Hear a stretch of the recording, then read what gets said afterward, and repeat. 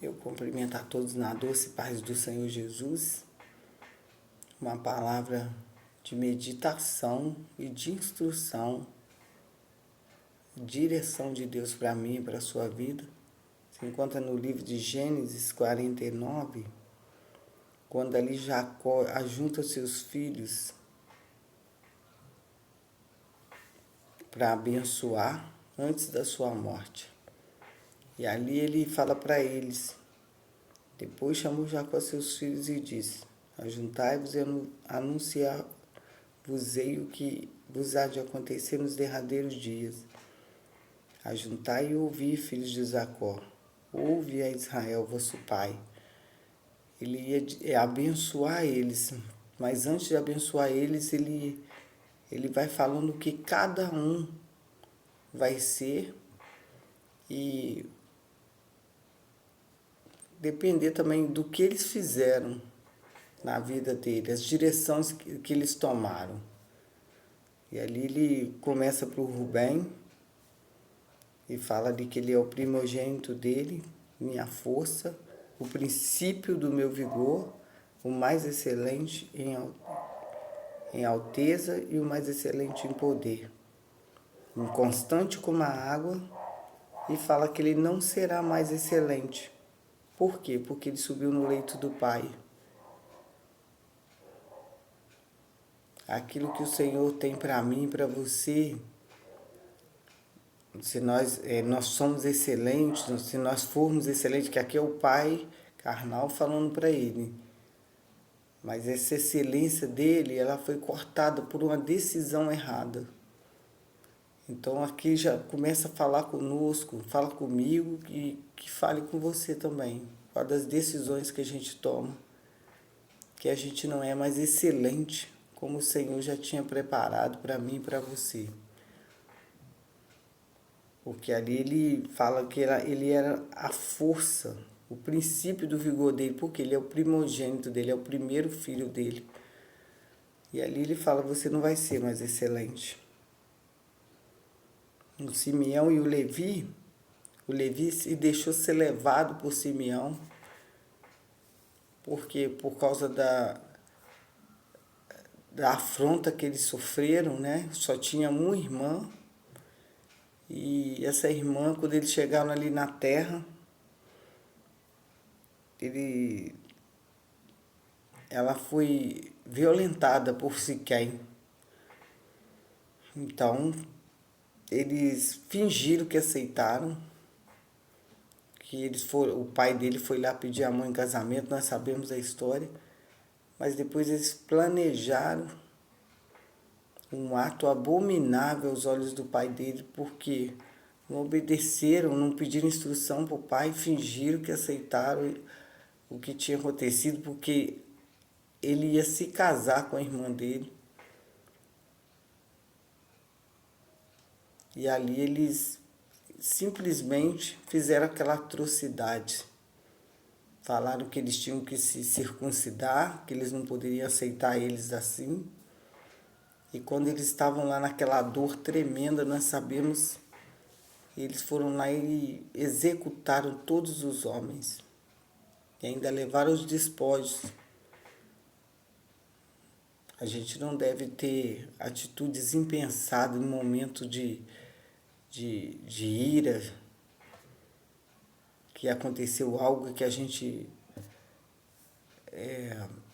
não esperava. A gente não deve ter esse momento de ira impensada, tomar uma atitude impensada, vamos dizer assim. E ali eles fizeram aquelas atrocidades. Então o pai deles fala para ele, ó, as suas espadas são instrumentos de violência.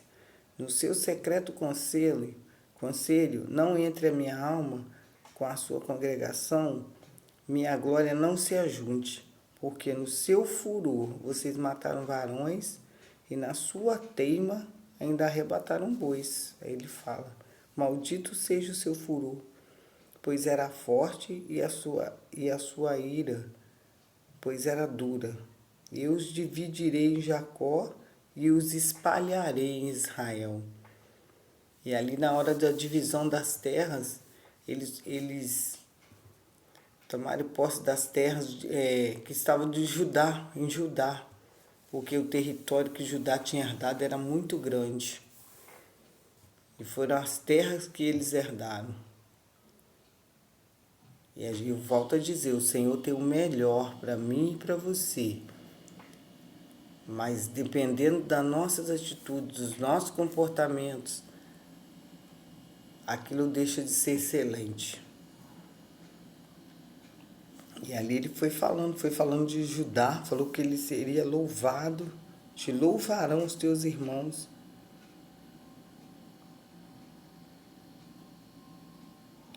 A tua mão será sobre o pescoço dos seus inimigos, os filhos do teu pai a ti se inclinarão. Por quê? Porque ali Judá ele fica no lugar do primogênito, porque Rubem subiu no leito do pai, e os outros dois, que eram o segundo e o terceiro, arrumaram aquela atrocidade. Então, Judá que ele era o quarto. E além disso, ele quando foram na terra do Egito, encontraram com José, e José exigiu que o irmão mais novo fosse até lá. Ele convenceu o pai a levar o irmão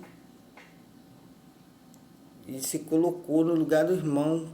Falou que se ele não trouxesse o irmão, e ali ele afirmou para o pai, se eu não trouxer, eu vou levar e vou trazer de volta.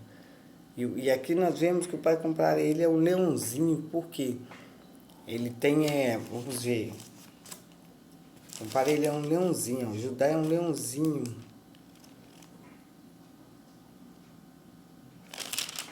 Por quê? Porque tem vários, são 5 filhos comparados a animais, e o Judá é um deles.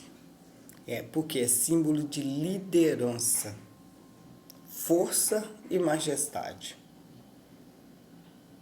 E ali ele falou com o pai, prometeu para o pai que ia trazer o irmão de volta, porque se eles não levassem o irmão, eles não teriam mais mantimentos. E ele honrou a palavra dele, que ele disse para o pai. Então ali ele se fez ainda mais excelente à vista do pai. E no versículo 13 ele fala de Zebulon, que ele vai habitar no porto dos mares. Cada um Deus tem um propósito na vida de cada um dos filhos, e ele está falando para eles ali, como ele teve um encontro real com o Senhor, ele está colocando para eles o que eles vão ser e o que eles vão acontecer mediante as atitudes e a vida que eles viveram. E assim o Senhor, ele faz para mim e para você.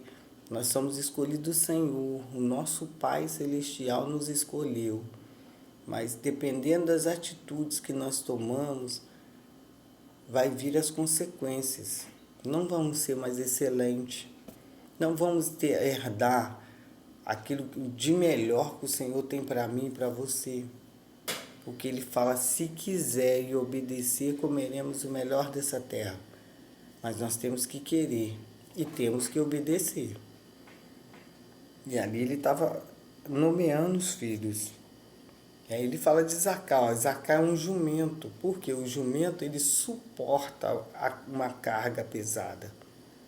Ele está falando, Zacar é um jumento de fortes ossos, deitado entre os 2 fardos. Porque o jumento ele suporta a carga. É símbolo de força e muito trabalho. No versículo seguinte ele continua, Dan julgará o seu povo como uma das tribos de Israel.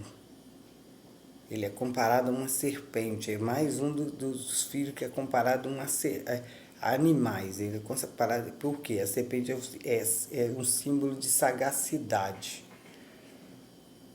esperteza e prudência. Ele é prudente, é uma pessoa prudente.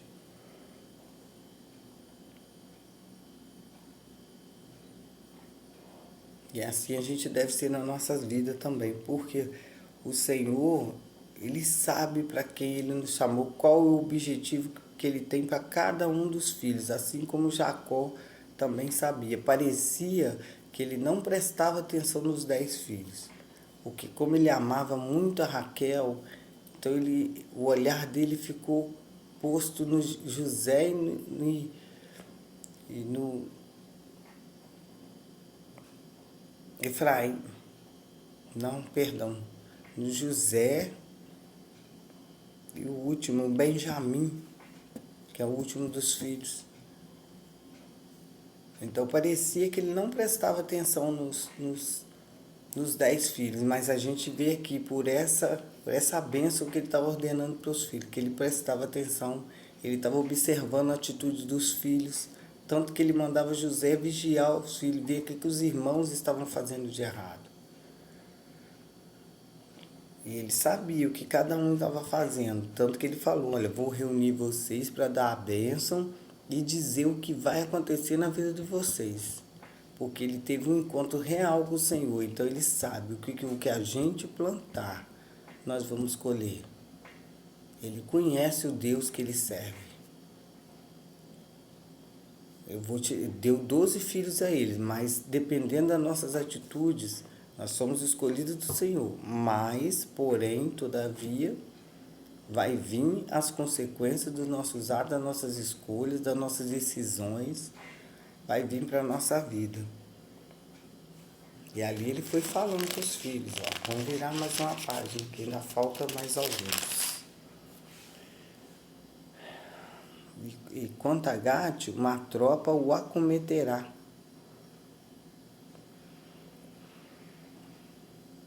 De Asser, o seu pão será abundante e ele dará delícias reais. Uma tropa que com certeza é algo que vai atacar o Gad. Vai atacar ele, seria um ataque que ele iria sofrer, que com certeza também teve uma consequência para a vida dele. Naphtali é como uma serva solta, uma serva, uma gazela. É uma gazela, né? Serva ou gazela. É mais um comparado a um animal.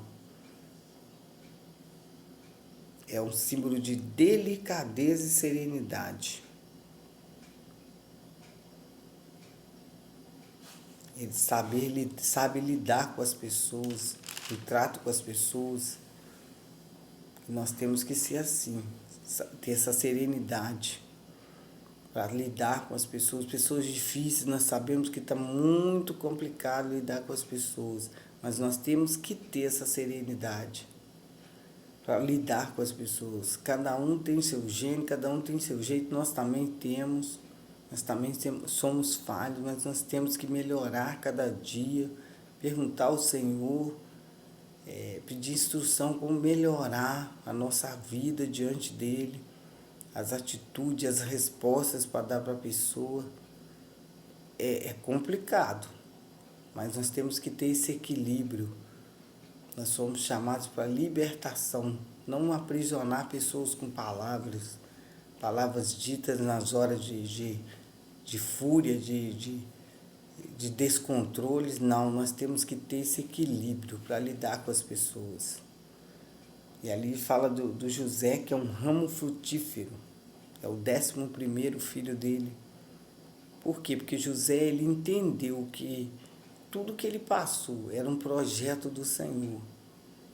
Apesar de ter havido sofrimento, com certeza ficar tanto tempo longe da família, mas se Deus às vezes não nos retirar de algum lugar, a gente não cumpre o objetivo que o Senhor tem para a nossa vida. E ali José, ele ia ser mais um, como os irmãos foram ali. Mas o Senhor já tinha dado sonhos, ele que tinha algo a mais para ele, do que ficar ali dando notícia para o pai do que os irmãos estavam fazendo de errado. O Senhor tem mais para mim e para você. Muito mais, a palavra diz, do que nós pedimos, pensamos ou imaginamos. O Senhor tem para nós. E ali ele tinha para o José algo mais excelente do que ser mais um irmão, o 11º irmão, o filho querido do pai. Por isso que ele foi tirado daquela forma dali, mas ele entendeu. Por isso que ele está falando ali, você vai ser um ramo frutífero. Ramo frutífero junto à fonte. Seus ramos correm sobre o muro.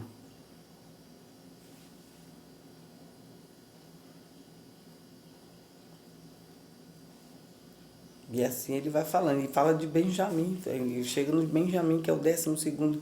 É um lobo. É um lobo que é como um lobo que despedaça pela manhã, comerá a presa e à tarde repartirá o despojo. É um lobo porque para atacar os inimigos. Assim como o lobo despedaça as ovelhas, ele ia despedaçar os inimigos. E ele fala ali com ele, ó. E à tarde vai repartir o despojo, que é assim, como sempre tem uma guerra, sempre tem um ataque, o Senhor usava eles para atacarem os exércitos de Deus, para atacar a cidade. E depois ele falava, pegue os despojos. Pegue os despojos. Então ali ele falou, olha, ele vai. É um lobo que despedaça pela manhã, ele come a presa e à tarde ele reparte os despojos. No 28 fala, todas essas são as 12 tribos de Israel. Isto é o que lhes falou seu pai quando os abençoou a cada um deles. Abençoou segundo a sua bênção. Depois ordenou-lhes e disse-lhes, eu me congrego ao meu povo. Sepultai-me com os meus pais na cova que está no campo de Efron, o Heteu. E ele dá ordem para sepultar ele onde que estava sepultado, lá na terra de Canaã, no campo de Macpela. Porque ali ele já tinha abençoado os filhos e dito o que iria acontecer na vida de cada um. E assim o Senhor ele faz comigo e com você. O Senhor já sabe onde nós vamos falhar. O Senhor conhece cada um de nós. Ele conhece a mim, Ele conhece a você. Ele sabe onde nós vamos falhar. E ali Jacó ele deu instrução para os filhos, mandava José vigiar eles para ver o que eles estavam fazendo de errado. Mas eles decidiram continuar fazendo. Cada um teve a sua opção. Não conseguiram se conter na hora da ira. Cada um teve as suas atitudes impensadas, alguns não. E assim somos nós. O Senhor ele já sabe o que eu e você nós vamos fazer, mas Ele espera que nós não façamos, que nós sejamos direcionados por Ele a cada dia, fazendo o melhor. Para quando Ele chegar aquele tempo do fim, Ele não dizer para você, apartai-vos de mim, porque eu não vos conheço, vós que praticais iniquidade. Para Ele não ter que dizer isso para mim e para você no final. Que nós possamos entender tudo que o Senhor tem para mim, para a sua vida. E ali quando ele foi entregar a herança, a coroa, cada pedrinha que está ali encatada na coroa, ele vai dizer o que nós fizemos. Se tiver uma pedrinha arrancada, é porque houve algo que não agradou o Senhor. E tomara que a gente consiga alcançar. Porque lá em Apocalipse fala, vocês terão aprovação de 10 dias. Ser fiel até a morte e dar-te-ei a coroa da vida. Então, cada aprovação que a gente suportar, dependendo de quanto tempo for, ali foram 10 dias, ele falou. É um teste, uma experiência que nós temos que passar muitas vezes e suportar, se a gente quiser alcançar a vida eterna. Então nós temos que honrar o nosso Pai, Nosso Pai que nos escolheu, Ele sabia que nós falharíamos, Ele sabe onde nós vamos errar, Ele já sabe tudo que vai acontecer na nossa vida. Mas nós temos que honrar Ele com a nossa fidelidade. Nos esforçar, pelo menos, para honrar Ele com a nossa fidelidade.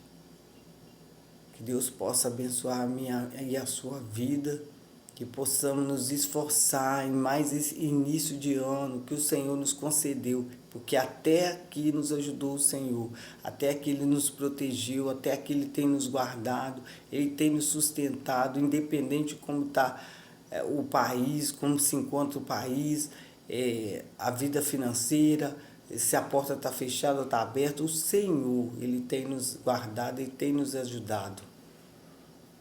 Tem guardado os nossos, aqueles que ainda nem servem a Ele. Que se não fosse Ele na minha e na sua vida, nós nem estaríamos aqui. E eu, para cumprir essa palavra que Ele tem me dado aqui, me direcionado, e você para estar aí ouvindo. Que Deus possa nos abençoar grandemente, que o Senhor possa nos dar força, que o Senhor possa nos dar graça. E nos fortalecer a cada dia mais nessa jornada que ainda não findou. Amém? Eu agradeço essa rica oportunidade. Que o Senhor possa grandemente nos abençoar e nos dar a vitória, em nome de Jesus.